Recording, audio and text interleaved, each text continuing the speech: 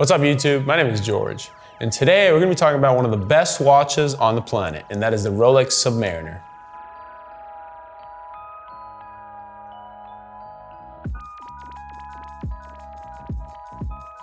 The Rolex Submariner, guys, is the best watch in the world.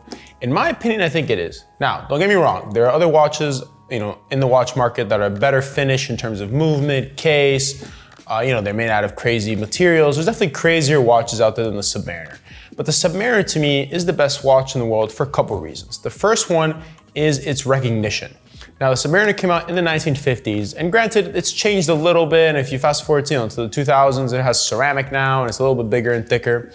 But the Submariner's design is a proven design that stood the test of time. Now, you could argue with me that maybe the Patek Nautilus, for example, is another watch that's done that as well. Well, that's kind of a debated statement because the 5711, for example, if you look at it now, it technically, yes, it's a design that's done well, but some people who don't know watches may look at it and say, it looks kind of old, looks kind of 70s, very TV screen kind of style. If you look at the Submariner from the 50s, if you see even Sean Connery Submariner that he wears in Dr. No in the James Bond movie, that watch to this day still looks like a classic. So that's the first reason why the Sub, in my opinion, is one of the best watches in the world, or is the best watch in the world. The second reason why I think this watch is the best watch in the world is because the Submariner is such a versatile watch. We already talked about how the design is basically ageless, it doesn't age.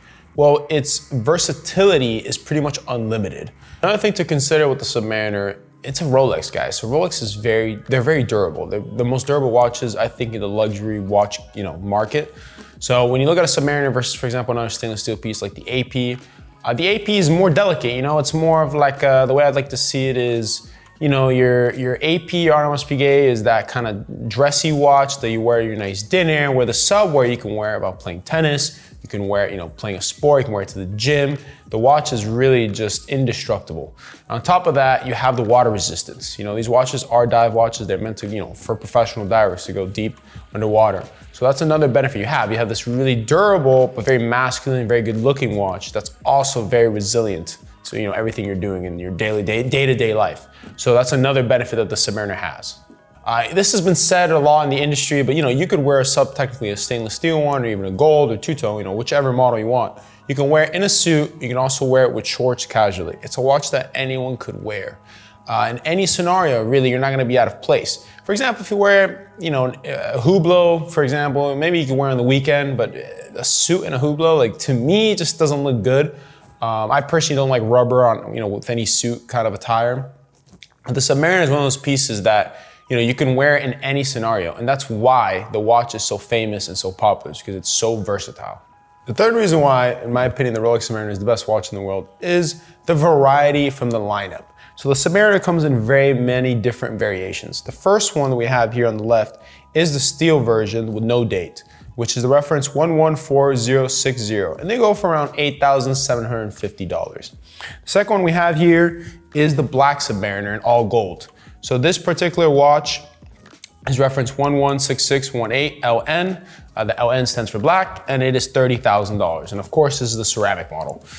Next to that, we have an older school Sub, which I personally, love because the older school Subs, have the aluminum bezel, which they look a little less shiny, which I prefer, and they have the thinner lug case. So the cases are actually a little thinner, and they look more vintagey, but I like that kind of stuff. And the reference for that one, this is a two-tone, is a 16613 LB. LB standing for the blue.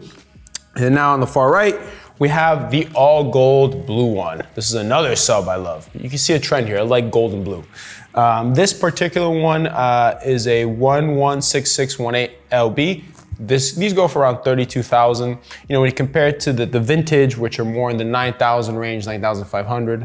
Or the 1990s, I shouldn't say vintage. It's definitely a step up in price, but you're getting an all gold piece, so that's something to consider. Then all the way on the far right, we have the black two-tone Sub, which is a 116613, and these go for around $15,000. Box, papers complete. So the point of this, to have all these Subs here in front of you, is to show you that this line is very diverse. You can go from stainless steel, no date, very symmetrical dial, to all the way to, the big boy, all gold, amazing royal blue dial, to maybe just a two-tone. Maybe you want to be in that halfway mark. So the Sub line is very diverse, which helps it in its advantage of being a watch that, you could have one version of it and it could be universal. It could be used for almost everything, which is another benefit to this amazing watch. Besides all the variations and all that, what's another reason why the Submariner is so good? Well, the fourth reason why I think the Submariner is so good is value. When you go back to the first reason that we mentioned earlier in the video, we talked about recognition. Well, that recognition that's stayed consistent over so many years pays off in the sense of value. If you look at an older school Submariner, the first, Submariner ever came out, that watch is insanely expensive. And those are definitely rare and hard to get, but if you look at even, this 1990s, for example, Submariner, back then you probably paid around maybe $5,000 for it. Now they're trading for around $9,500, depending on box of papers, of course, the condition. But the point is that this is a watch that you could buy, and because it's so timeless, it's always in demand. So you can wear it, enjoy it, and then beat on it and maybe sell it later for a profit. Not too many watches you can do that with. I mean, yes, there's some other brands, but for example, if you bought Hublot, not to bash Hublot too much, but if you bought Hublot back in the day when they were hot, yeah, they were hot and people wanted them, but then they kind of went out of fashion kind of quickly. Next 10 years after that, no one really cared about Hublot. I mean, there are some fans of the brand, but it's not like the Submariner. The Submariner is one of those watches that everyone should have at one point if you're entering the watch collecting game, or if you want to buy a luxury watch. To me, the Submariner and the Speedmaster are the two you need to own. So it's for most people, it's their first luxury watch. So the demand is just there. And I don't think there's really any other model in the watch market that can really compete with that. Today, guys, we talked about why the Submariner is the best watch in the world. In the jack of all trades sense, not in the movement sense or finishing or anything like that. To me, it's a watch that kind of does everything. You can wear it to any occasion. It's gonna hold its value. It's a look that's very recognizable. Anyone off the street can tell it's a Rolex, and it's an amazing watch.